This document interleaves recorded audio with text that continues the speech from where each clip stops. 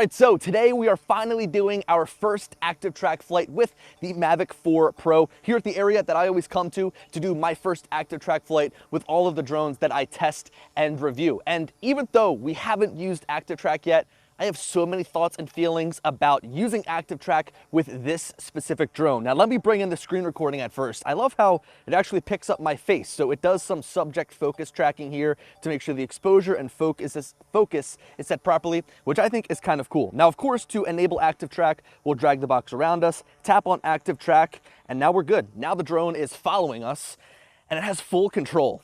Now you guys know I have a hate-love relationship with my one wheel here.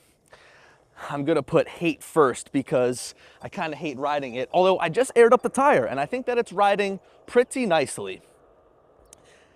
Okay, so where do I even begin here with, look, see, we're still going through all of the things here, all of the tutorial stuff. Now, I've got to say, I just took a drive through the neighborhood when I was on my way here, and it looks like we have a fairly difficult obstacle course today. I think that there's going to be a good amount of challenges, a good amount of trees that the drone needs to dodge, so this should be a good flight. And if we do have some time, it already lost me. That was pretty good. Right through the sign, right through the tree. That was not too bad. Now, the first thing that I notice is that the drone is way far away from me. I mean, it is very much lagging behind. Now, if I push that right stick forwards, take control and try to get it closer, it does. So now I'm using the right stick to bring it closer. You guys might know from ActiveTrack that you're actually able to maneuver the drone in ways that you want it to go while using the controller. So like I could go and I could spin the drone to the left and to the right. I can frame myself up here. So it's nice to have control over the drone, but it's interesting that it's following me from so far away. Now, okay, I said that I have some thoughts about this drone before even flying with it. And the first is just by looking at the spec sheet. So this drone has a 28mm field of view, or 28mm equivalent focal length on its main camera, which means that it has a tighter field of view and it's going to be flying further away from me in order to keep me in the frame. Compare this to something like the Air 2S that had a 20mm focal length, or all of the other drones really that have a 24mm focal length. 28mm can seem to be a little bit tight, especially for ActiveTrack, so it's going to be interesting to see how the drone fares following me from this distance. Now also, I don't think that the Mavic 4 Pro is going to be the best drone for this style of tracking, where I want the drone right on top of me, I want it to be following me, be up close, go and fly low under trees. I mean, is it going to be able to do it? Yes, but I'd probably feel much more comfortable using a Mini 4 Pro that's like $700, or a Air 3S that is like $1,300 or whatever you're paying for that drone. This drone is like $5,000, right? So I'm letting a drone fly by itself through trees that is quite expensive. So for me, like, I think a great option for this, a great ActiveTrack opportunity, would be like trying to follow a car in a wide open area, like out in the desert, having the drone ripping up high, following the car. I don't think it's necessarily going to be the best option for me, just because of the price and probably because of the focal length, to do something like what I'm doing now. But this is kind of like my torture test, because as you can see, there's nothing but trees. Now the drone is staying high. And I want it to fly lower to the ground. I'm actually taking that left stick and I'm trying to push it down. The drone might lose me here because I'm fairly far away. Although it's interesting, I turn around and I see that the drone is so far away from me, but this guy is kind of coming on my side over here. Because of the tight focal length, when I turn around, the drone is so far away from me, but I look through the actual camera and the drone is fairly close. Now, this is the toughest spot in my opinion, because we come underneath of these trees. It's already lost me. We come underneath of these trees. It's kind of a tight turnaround. We'll see what the drone does. I want to speed up a little bit here so we don't give the drone any easy. Yep, see, I'm going to go and zip around. Like, I'm just cringing right now with this drone crashing. Yeah, there it goes. It's stuck in the trees. So see, it's trying to stay too far away from me, and that tight focal length makes it a little bit difficult. So I'm going to completely exit out of ActiveTrack. I'm going to go and spin. Yeah, the sensors are going to kind of stop me here. Man, it really, so I'm gonna flip into sport mode so I can kind of take full control here without the sensors. Zip over like this. Okay, so first time it lost me, which again, I was kind of anticipating it would lose me just because of, flip back into normal, track, active track, good to go. I figured it would lose me just because of, you know, the drone. I'm gonna fall off this thing. We might witness a crash today. Just because of the tight scenario here, because of how low the drone has to fly to the ground, because of the trees above me. Now, the top speed on this board is only, you know, 14 miles an hour, so we're not necessarily ripping, but again, this is just kind of seeing how the drone is able to fare going through tight areas. Now, it opens up here. We do have a good opening as we kind of go here. The drone is really just favoring being higher up off of the ground. The Mini 4 Pro, for example, I mean, it's like right there when it tracks you. Same with like the Skydio. I mean, Skydio is super old, but that drone is great for these action sports where you're like right on top of somebody. Now, I mean, I do have to say that the Mavic 4 Pro has the superior technology, has those newer sensors that are better in lower light scenarios. Now, on a day like today where we have nice bright sunlight, it's not that big of an issue. You know, the drone is going to be able to see and detect obstacles. And of course, it has that new forward-facing LiDAR sensor. There, kind of caught up a little bit there. Let's see, is it going to do the same thing? I mean, it's making nice moves, you know? So I really want to try and ride down on the golf course, but unfortunately, we've got some golfers here. I'm going to spin around. Let's see. Yeah, keeps up with me nice. I'm gonna spin around. I'm gonna give that maybe another 5 minutes and then try and rip down that way. So, kind of like to clear up what I've been saying, I don't think the drone is necessarily bad at ActiveTrack. I just think that you can tell by the characteristics and the behavior that, see, like this. Whoa, whoa, that was actually pretty good. That was pretty impressive. So the software is great. Like, software is great. The hardware is great. It's just the implementation of being like a larger cinema drone that kind of makes it clunky to use in scenarios like this. Forgot there was a speed bump there. How's it going?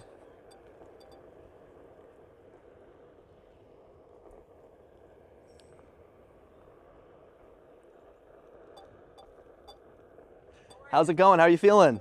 Good? So here is another instance where the drone is just flying so slow. You can see the drone is way back there. It's losing me. It's taking its time.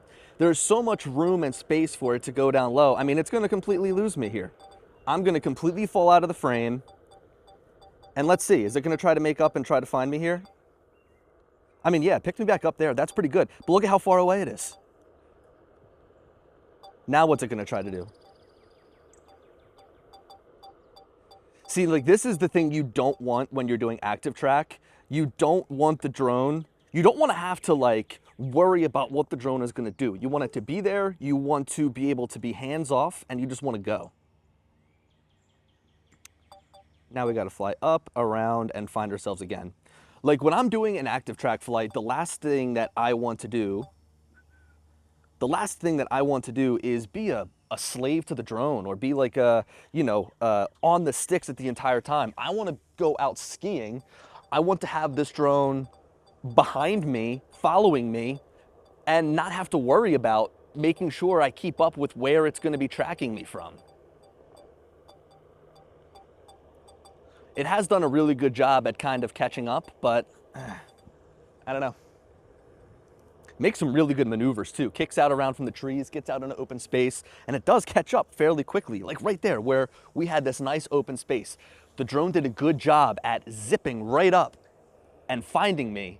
But it's just like when it's in these tighter scenarios, it makes it very difficult for the drone to really speed up. So in this scenario here, tight spaces, I don't think the Mavic 4 Pro is going to be your go-to tracking drone. It's doing a good job. It's, knock on wood, not crashing. We still have a little bit to go here. It's not crashing, but it's not keeping up the way that you would want it to. Like, I actually find sometimes that the other drones can be a little bit too close to you when they're trying to follow you. This one is the opposite. It's further away. Hey again. Thanks. It's flying autonomously, following me. People always interested.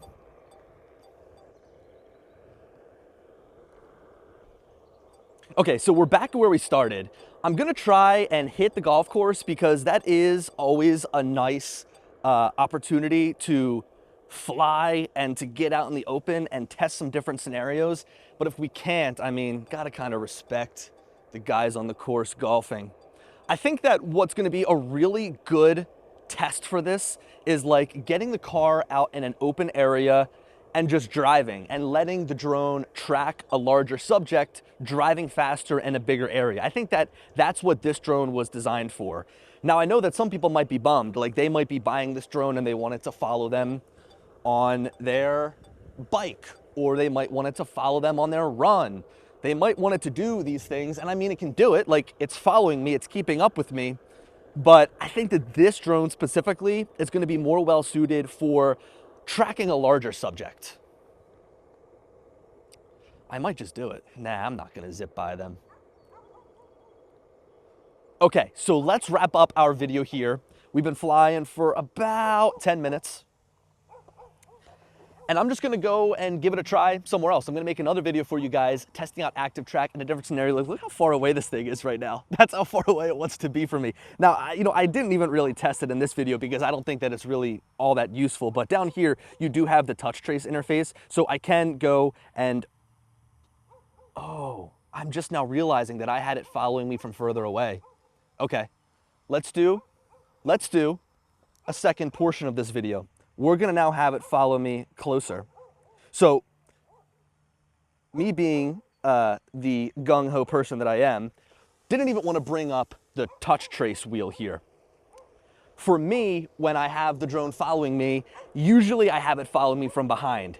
And I have tried in other scenarios to have the drone follow me from the side and from the front, sometimes use the automatic feature where it just kind of whips around you automatically. But, you know, I've had crashes that way. I've had the drone automatically fly into trees. I've had the drone do things that I don't want it to do. And see, it's kind of just lagging here. It's still gonna follow me from a little bit further behind. Let's see if I can get it to really move. So the touch trace is cool here because you can kind of have it move. Yeah, see, now we're following a little bit closer, but I want it to be from directly, all right. See, and this is another thing too, is like, it's cool, I'm gonna let this car go. Go ahead. Like, that touch wheel is cool, but my issue with it is that you have to mess with it. I have to be here on the controller telling it what I want it to do when I'm gonna be like skiing or something if I have this drone following me. Now, I have it on the closer following distance and it's still a little bit further away. It's still being very cautious. I'll tell you what, this one wheel is riding so much better after putting air in the tire. Yeah, even at this closer following distance, the drone is taking its time trying to catch up with me. So I see no difference in performance. In fact, it might be worse since the last time that I came down this section or this road here. It's still so cautious. It's still following me from so far away. I wonder what it is, like, because I've done this same flight with Air 3S, with the Mini 4 Pro, with even the Mavic 3, and the drone follows me so much closer. But this is it's worse. The actual tracking is worse. I'm like so far away from the drone. There's so much open room there for it to go, and it's just sitting there. And honestly, I've kind of felt that in my own flights. Like the times that I fly with the drone, it's just gonna sit there. Let's see. Go ahead. Oh, make that move. Prove me wrong. Prove me wrong. Do something cool. Do something cool here. It's searching. Pick me up. Oh, that was good. See, talk some smack and then it proves me wrong. Yeah, this is kind of the torture test corner here where it's gonna be so far behind, I'm gonna go around the corner and it's just going to completely lose me. Yep. Oh, picked me back up. That's pretty good. That's good. I mean, it's really redeeming itself here. Come on. No, it's gonna stop right there. Okay, so it kicked us out of, it's the same corner here. The same corner here kicks us right out of the ActiveTrack.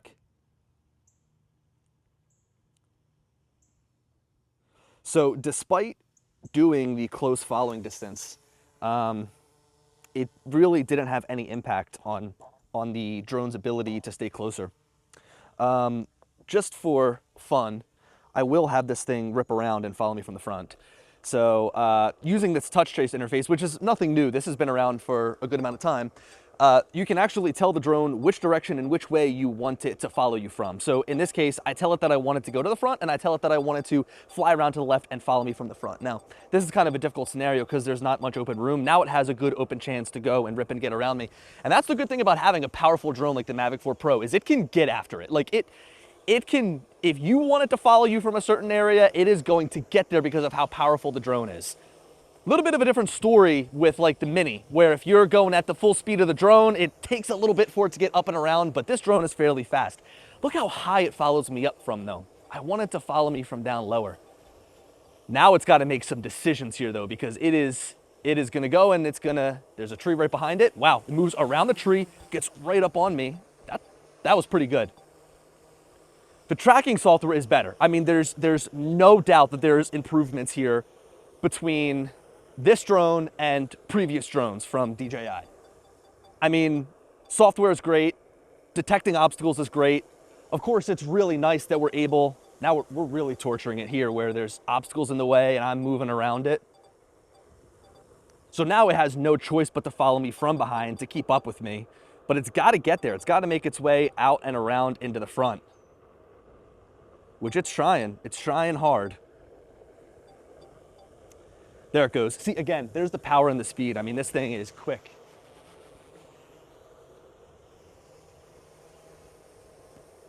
Okay, so my final thoughts. What do I think of ActiveTrack? Let's see, move it a little bit further back. What do I think of ActiveTrack on the Mavic 4 Pro? I think it's great.